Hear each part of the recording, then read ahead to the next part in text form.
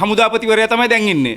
හැබැයි අපි දැක්ක යුද හමුදා රෝහල සිද්ධියේදී අපි මාධ්‍ය ප්‍රකාශයක් අපි නිකුත් කරා ඒ වෙනුවෙන් අපි දන්නා මේ වෙන විටත් සමහරක් නිලධාරි දේශපාලන ගොට්ටෝ පස්සේ ගියපු සමහරක් දේශපාලඥයන්ගෙන් පස්සේ ගියපු නිලධාරි කීප දෙනෙක් ඉන්නවා ජේෂ්ඨ නිලධාරි කෙනෙක් මෙතුමාට මේ හමුදාව ඉස්සරහට ගෙනියන්න දෙන්නේ නැහැ.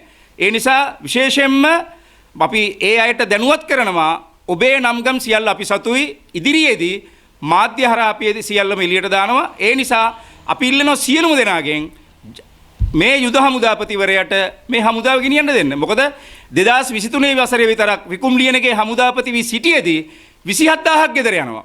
අහිංසක ගම්වල අම්මගේ තාත්තගේ දරුවෝ 27000ක් ගෙදර යවපු හමුදාපති. එහෙව් හමුදාවක් තමයි වර්තමාන හමුදාපති බාරගත්තේ. ඒ නිසා ජනාධිපතිවරයාගෙන් අපි ඊටමත් ගෞරවයෙන් ඉල්ලනවා අතිගරු ජනාධිපතිතුමනි මාස 4න් 5න් මේ හමුදාව කොට දාන්න බෑ. ඒ නිසා අඩුම තරමේ යුද හමුදාපති ජෙනරල් ලසන්තර ජුගමැතිතුමාට අනිවාර්යයෙන්ම වසරක සේවා කාලයක් දෙන්න. මොකද මේ වැටිච්ච හමුදාවක් එතුමා තනියෙන් මේ ගොඩනගාගෙන යන්නේ. ඒ නිසා එතුමාට මේ අවස්ථාව ලබා දෙන්න කියන පණිවිඩය දෙන ගමන් ඒකම තමයි මීට පෙර